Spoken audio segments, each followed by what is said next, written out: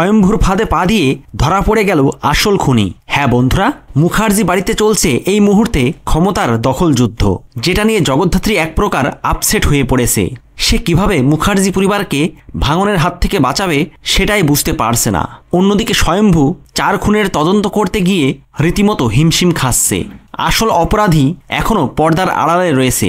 আর ঠিক এমনই পরিস্থিতিতে ডক্টর উজ্জ্বল জানায় ওই সিরিয়াল কিলারের পরবর্তী টার্গেট তিনি নিজেই। এবার তাকে খুন করা হবে।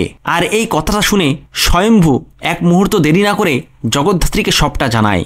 আর জগদ্ধাত্রীর কথা মতো স্বয়ম্ভু ডক্টর উজ্জ্বলকে বাঁচানোর জন্য রীতিমতো একটা ফাঁদ তৈরি করে। এবং গভীর রাতে ডক্টর উজ্জ্বল যখন তার ঘরে ঘুমাতে যায়, ঠিক সেই সুযোগে পর্দার আড়ালে থাকা সেই খুনি লোকটি তাকে খুন করার জন্য এগিয়ে আসে। কিন্তু সেই খুনি একটুও বুঝতে পারেনি যে স্বয়ম্ভু তার জন্য ফাঁদ পেতে রেখেছে। আর তাই খুনি লোকটি যখনই ডক্টর উজ্জ্বলের ওপরে আক্রমণ করতে আসে, তখনই স্বয়ম্ভু লোকটিকে হাতে নাতে ধরে ফেলে। যদিও সে পালিয়ে যাওয়ার চেষ্টা করে, তবে স্বয়ম্ভু তাকে ধরে সমস্ত প্রমাণসহ গ্রেপ্তার করে। হ্যাঁ বন্ধুরা, আর এই সমস্ত চমক আপনারা দেখতে পারবেন জগদ্ধাত্রী ধারাবাহিকের নেক্সট এপিসোডে। ভিডিওটি ভালো লাগলে লাইক, শেয়ার ও সাবস্ক্রাইব করে সাথে থাকুন।